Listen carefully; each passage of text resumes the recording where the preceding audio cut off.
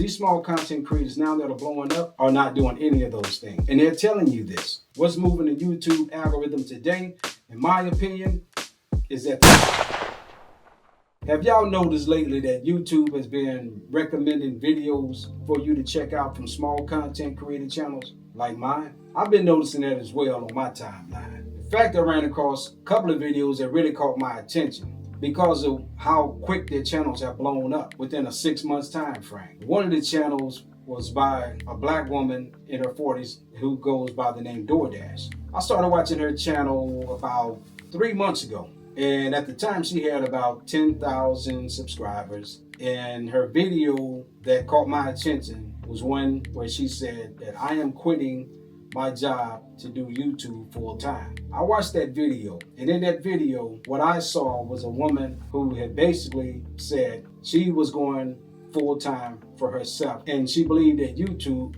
was going to reward her because her channel was starting to pick up in numbers. Her subscriber count was about 10,000, as I said, and she believed that it was going to pick up even more. So I watched that video to the end, went on about my business. But every day, YouTube was suggesting videos from DoorDash's channel, and I continued to watch the videos. Not until the end, maybe 30-40% through. But what I was noticing is that her subscriber count was constantly growing. She went from like 10,000 to 14,000 to 20, 30, 40. Today, she has over 70,000 subscribers and counting. But what really caught my attention is the amount of money she has made over the course of that time. Within a window of about 3 months, she has went from having no money coming in from YouTube to being monetized and making $6,000, $9,000 a month. But I'm going somewhere with this whole conversation. Just stay with me here, all right? Next up, Dante London. Once again, the algorithm started shooting me information and videos for me to check out of Mr. London. First video that I saw from Dante, the thumbnail was something to the effect about don't quit your day job to be a full-time YouTuber. The thumbnail was a plain Jane, just the same way as DoorDash's thumbnails are plain Jane. Nothing creative about it. He was standing in the parking lot of Walmart with a Walmart vest on, and he was gathering up the buggies. So I clicked on the video, and I'm like, man, this dude's struggling. He said, don't quit your job to do YouTube. And he's back out here, wrestling up, grocery baskets to put back to the store. And at the time I was watching that video, he was actually doing his job, and he also had his camera phone in one hand, recording himself, sharing his story about how he jumped off the porch too quick years ago, thinking that YouTube was going to blow up for him, and it didn't pop off like that, so now he was back working a 9 to 5. But his story was not a negative one about YouTube. In fact, it was like he's going to still keep grinding because he's believing one day his channel is going to blow up. Fast forward to, I watched his videos yesterday, and that's exactly what happened. In the course of about 2 months of YouTube constantly feeding me his videos across my timeline, his last video that I saw of him posting, he was over the moon. He was so excited, he was ecstatic. He and his fiance was on camera with him, and he was sharing his story about how he was now going to be able to move out of low rent housing into a better, environment, and that it was all due to his YouTube channel making the kind of money he's making now. And he shared the amount of money that he was making this month, and I believe it was like in excess of $10,000 for 1 month. I'm looking at that and I'm like, wow. He was so excited about the money that he was making now from YouTube and how it's going to change his life. He's now going to be able to move out of low rent housing into a better, environment. He's basically saying, don't blog about your life. They don't want to hear about that. Talk about YouTube. Now, on the other side of that, that would be in contradiction to what DoorDash has been saying. DoorDash shares her life experiences and what's going on in her life on a day-to-day basis. I believe both of them started their channel around 4 or 5 years ago.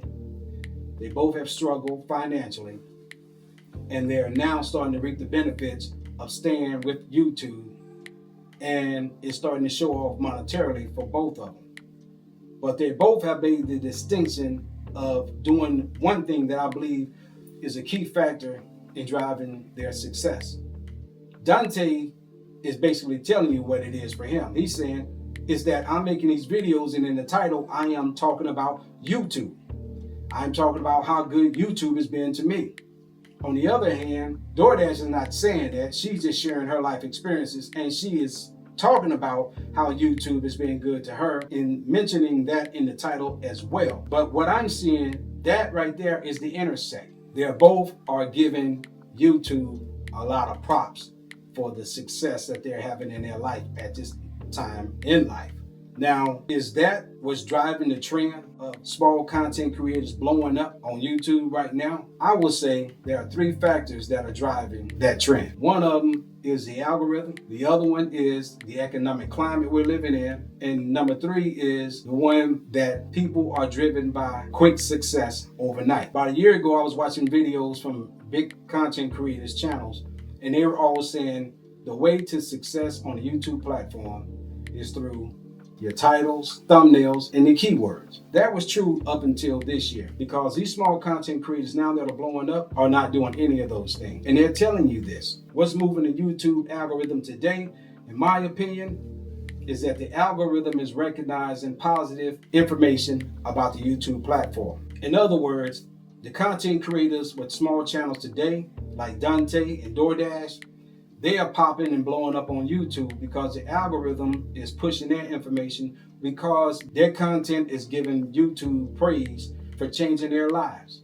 And the algorithm is recognizing that, and in return, it is showing them love by pushing their content to more people. And by pushing their videos out in large numbers like that of impressions, more eyeballs are seeing these videos. And if you get more eyeballs who are seeing the thumbnail, chances are you're going to get more eyeballs that's going to click on the video and they're going to watch it. So the algorithm is recognizing them because they are speaking favorable of the YouTube platform. They're basically like a walking billboard to say sign up and become a content creator. Now, why would the algorithm be favoring that right now? Because the algorithm is programmed by human beings who work for YouTube. YouTube is a business.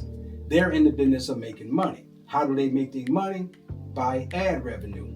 How do ad revenue play into this? Well, more people who create content. It brings more eyeballs to the platform. So what YouTube is doing is favoring those videos. More videos, more eyeballs, more ad dollars. It's just that simple. So that's one of the key factors that's playing into this uptick in trend in content creators with small channels going from 0 subscribers to blowing up in a month and being monetized. Now, I know some of you gonna say, well, that's just part of it. Just because somebody sees it on their timeline doesn't mean that they're going to click on it and watch the video. You're right. You're 100% right.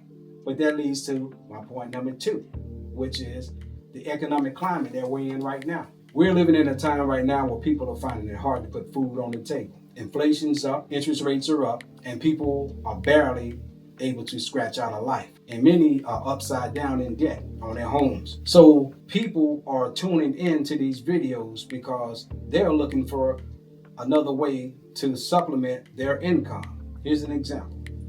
I'm Joe Smith. I make good money. I work a job, have a family, have kids. My life is good, love my job, but I am upside down in debt.